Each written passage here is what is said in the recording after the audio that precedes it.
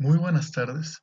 Mi nombre es el doctor Luis Fernando Cepeda Palacio, soy residente de infectología y voy a dar la clase de infecciones del aparato sexual masculino, patologías inflamatorias y otras patologías asociadas.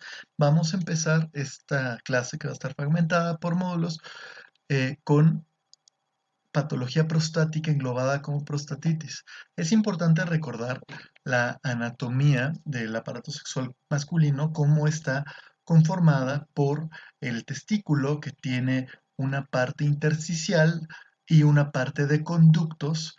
Estos conductos continúan con los conductos deferentes, se anastomosan con las vesículas seminales y posteriormente entran en la próstata en los conductos prostáticos que estos confluyen con la vía urinaria.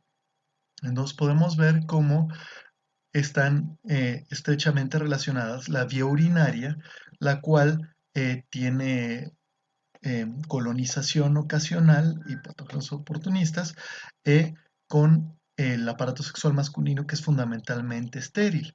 Entonces, ¿cómo se mantiene estéril? Tiene una serie de defensas el huésped para mantener estos órganos sin infección. La más importante es este barrido mecánico que se logra con la micción, el cual aleja a las bacterias de los conductos del aparato sexual masculino. También existe un factor antibacteriano prostático que es un polipéptido muy rico en zinc, que tiene una acción bacteriostática y bactericida dependiendo de su concentración. Las secreciones prostáticas son ricas en IgA y constituyen una defensa de la inmunidad innata del microorganismo. Y finalmente, es un sistema que cuando presenta infección tiene una respuesta linfocitaria y leucocitaria muy importante y podemos muchas veces encontrar linfocitos y polimorfonucleares en las secreciones de los componentes infectados. Eh, Después de leer varias revisiones, es importante determinar que de todas estas patologías, todas van a compartir una clínica muy inespecífica, que vamos a llamarla en esta clase clínica prostática inflamatoria, ¿no?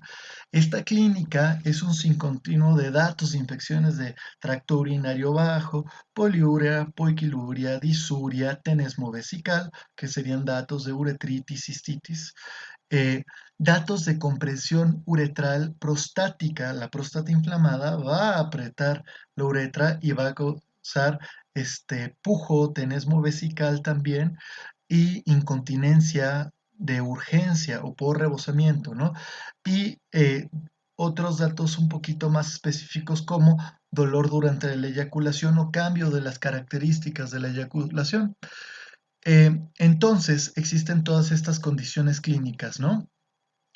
Existen algunas que son infecciones bacterianas agudas. Eh, Evidentemente, estas infecciones, si no se tratan bien o hay muchas de repetición, puede condicionar una infección crónica y eh, hay otros componentes que tal vez ya son enfermedades por patógenos más persistentes o atípicos como la prostatitis granulomatosa o entidades que no están ligadas con el componente inflamatorio, como la prostatodinia. Podemos ver que según sus características clínicas, vamos a ver si tienen bacteriuria o no, una infección localizada o no, si hay respuesta inflamatoria y si hay alteraciones en el tacto rectal. Debemos de tener en cuenta que a todas estas entidades van a presentar esta clínica, tal vez las cuestiones agudas y bacterianas van a tener también un componente sepsis, pero a veces no, y entonces es importante tomar buenas muestras para hacer el diagnóstico microbiológico. Entonces a todas estas entidades se les va a abordar tomando muestras con la técnica de Maris y Stanley. Esto es una serie de 4 muestras urinarias, las cuales se hacen con una preparación especial. Eh, el paciente debe de tener la vejiga llena y debe de haber tenido mínimo 3 días sin eyacular, que esto debe ser posible.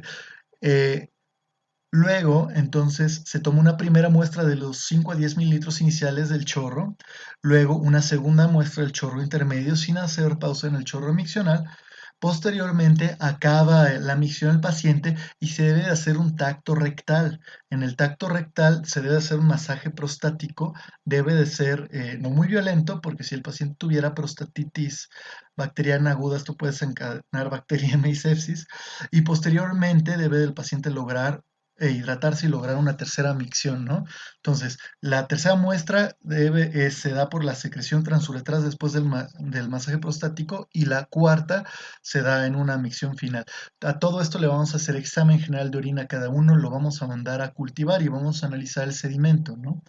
Entonces vamos a entrar ahora ya sabiendo la clínica que es inespecífica de todas estas patologías y también que les vamos a tomar de manera homogénea todas las patologías, el, las patologías de manera particular, ¿no? Entonces la prostatitis bacteriana aguda es un padecimiento infeccioso el cual tiene una prevalencia en los hombres en edad reproductiva de 12 a 16 y hasta la mitad de los varones llegamos a tenerla a lo largo de la vida. No es que yo la haya tenido. Se da hasta el 8% de las consultas urológicas y en Estados Unidos llega a ser hasta el 1% de las infecciones, ¿no? Los factores de riesgos más importantes son las infecciones de tracto urinario, las alteraciones anatómicas de la vía urinaria y la instrumentación de la próstata, como una biopsia próstata o una resección prostática transuretral. Debemos de entender que la vía de contaminación regularmente es ascendente, es decir, que debe de haber un reflujo de orina de la uretra intraprostática hacia los conductos prostáticos. Incluso este reflujo puede llegar hasta conductos deferentes. Entonces, hay una infección, una colonización de vía urinaria inferior y de ahí viene. Es por eso que regularmente estos pacientes van a tener infecciones por uropatógenos. Al igual que la infección de tracto urinario, aquí el patógeno más común es Escherichia coli, seguido de otras enterobacterias. Bacilos no fermentadores se pueden asociar sobre todo a pacientes hospitalizados o pacientes que tienen instrumentalización prostática o cocos gram positivos en pacientes que hayan sufrido de una sepsis. Si llegáramos a hacer una biopsia, podemos encontrar infiltrados de polimorfonucleares alrededor de los acinos prostáticos. El diagnóstico es primordialmente clínico y con un diagnóstico clínico se justifica un tratamiento empírico antibiótico en lo que tenemos el resultado del cultivo de, de las 4 muestras obtenidas. Eh, el confirmatorio pues, puede ser el urocultivo o la biopsia de próstata, pero esto es extraordinario que se realice en los pacientes con prostatitis bacteriana aguda. La selección del tratamiento puede ser hospitalario o puede ser ambulatorio dependiendo de las características del paciente. Un paciente sin enfermedades sistémicas que tolere vía oral, que no tenga datos de sepsis, puede tener un manejo ambulatorio y vía oral. Los esquemas de tratamiento suelen intentar cubrir enterobacterias. Se ha documentado que tanto las sulfas como las fluoroquinolonas tienen una muy buena concentración en parénquima prostático con dosis habituales o un poco por encima de lo habituales. Es por eso que la primera línea de tratamiento constituye trimsulfa y ciprofloxacino o levofloxacino. Los tratamientos suelen alargarse por 10 días. La ceftriaxona solo se utiliza eh, de manera ambulatoria si hay alguna razón por la cual no se pueda dar estos antibióticos, como alergias o intolerancia a la vía oral, pacientes que no pueden deglutir, ¿no? Los pacientes que tienen indicación de hospitalización se recomienda la combinación de 2 antibióticos. Regularmente puede ser la sulfa más la cefalosporina de tercera generación o la fluoroquinolona más la cefalosporina de tercera generación y se puede valorar el asociar aminoglucósidos en pacientes muy graves por el efecto postantibiótico y porque tienen mejores desenlaces en pacientes hemodinámicamente inestables. El seguimiento regularmente se hace hasta 7 días. Un paciente con prostatitis bacteriana aguda regularmente va a tener una respuesta importante al antibiótico de 48 a 72 horas con mejoría de los síntomas. Si persisten los signos clínicos después de 72 horas efectivas, debemos de sospechar alguna situación en especial, como alguna complicación o que el antibiótico no ha sido bien seleccionado. Tenemos muchas herramientas diagnósticas para revalorar al paciente. Se puede repetir un ego, podemos hacer estudios de imagen para valorar la vía urinaria y si existe un reflujo importante a la próstata desde la vía urinaria, podemos hacer ecografía renal, podemos hacer ecografía vesical y medición del residuo postmiccional. Una parálisis vesical eh, puede favorecer el crecimiento de bacterias y hacer cistitis. Y siempre es bueno determinar un antígeno prostático sérico para eliminar la posibilidad que estemos también en un componente de prostatitis, de hipertrofia prostática benigna o cáncer de próstata.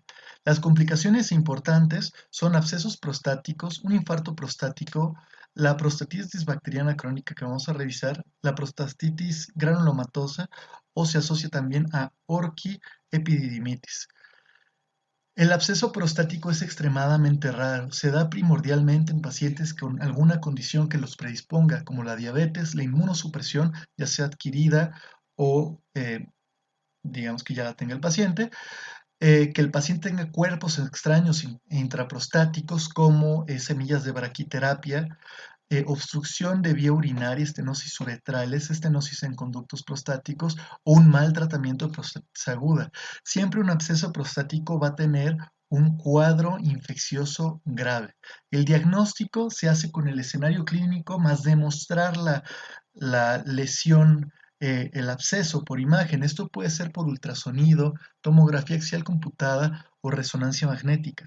El tratamiento comprende un antibiótico terapia agresiva, intrahospitalaria y el drenaje del absceso por la vía que determine el urólogo, ya sea transrectal o transuretral. Pacientes que no son bien tratados de prostatitis bacteriana aguda o que tienen alguna condición que la facilite puede provocar que tengan una prostatitis bacteriana crónica. La infección del tracto urinario de repetición o múltiples prostatitis o tratamientos antimicrobianos múltiples incompletos pueden facilitar esta entidad. Regularmente se da por bacilos gram negativos como enterobacterias o no fermentadores como pseudomonas. Suele asociarse a multidrogoresistencia. Ningún estudio diagnóstico es suficiente por sí mismo, pero uno debe tener una sospecha elevada, sobre todo en pacientes que no mejoran tras tratamiento de antibióticos o tienen presentaciones repetitivas. La elevación de antígeno prostático específico o fosfatasa ácida son sugerentes. El LEGO va a estar alterado, aunque los cultivos van a ser de difícil crecimiento. Se puede hacer una ecografía prostática o algún otro tipo de imagen y se van a encontrar litiasis intraprostática, zonas hiperecoicas y tal vez algunas obstrucciones o estenosis de conductos. Se pueden hacer nuevamente eh, imagen para demostrar reflujo, ¿no? El tratamiento, cuando es empírico y no obtenemos un cultivo positivo, se da hasta 6 semanas de fluoroquinolona en dosis altas. Cuando lo hacemos guiado por cultivo, el tratamiento aún así es largo y llega a ser hasta de 20 días. La tasa de cura microbiológica es de hasta el 70% y quiere decir que muchos pacientes van a continuar, ¿no? Eh, el tratamiento supresor, es decir, tomar antibióticos de manera crónica está discutido. Parece ser que las indicaciones son las mismas que en infección de vías urinarias de repetición. Suelen ser con sulfas, pueden ser tratamientos de dosis de una tableta cada 24 horas o 4 tabletas 3 veces a la semana de sulfamethoxazol. Y se puede realizar abordaje quirúrgico en los casos en donde se documente una estenosis, una alteración anatómica, la cual conlleve eh, o requiera la resección.